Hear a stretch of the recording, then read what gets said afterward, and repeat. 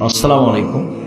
গ্রামের মহিলারা শিরক সম্পর্কে জানে না, কি কি কাজ করলে শিরক হবে যদি বলতেন, এটা তো লম্বা কথা হয়ে গেল।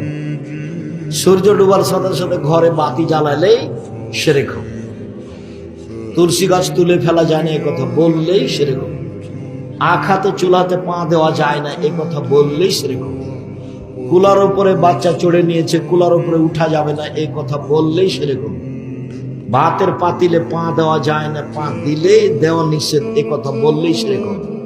ধানের উপর দিয়ে জুতা পায়ে দিয়ে হাঁটা যায় না, এ কথা বললেই শিরক হবে।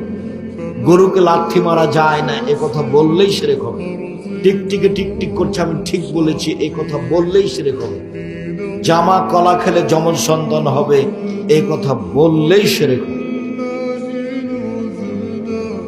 সমাজে আরো অনেক শিরক আছে।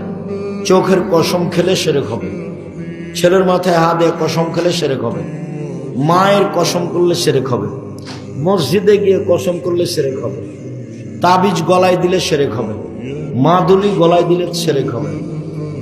ছেলের মা ওই যে কপালে টিপ দিয়েছে, তাহলে বদনজর লাগবে না, এরকম মনে করলে শিরক হবে। বোঝা গেল না কথাটা? কপালে দিয়ে দেয়, টিপ দেয়, দিয়ে বলে তাহলে বদনজর লাগবে না, এইরকম মনে করলে শিরক হবে। এদেশের মাটিতে অনেক শিরক। সকালে গিয়ে ঠাকুরের গান গাইলে শিরক হবে। কবরে কিছু চাইলে শিরক হবে। কবরকে সিজদা করলে শিরক হবে। মৃত ব্যক্তির কাছে কিছু চাইলে শিরক হবে। পীর কিছু করতে পারে এই মন্তব্য করলে শিরক হবে।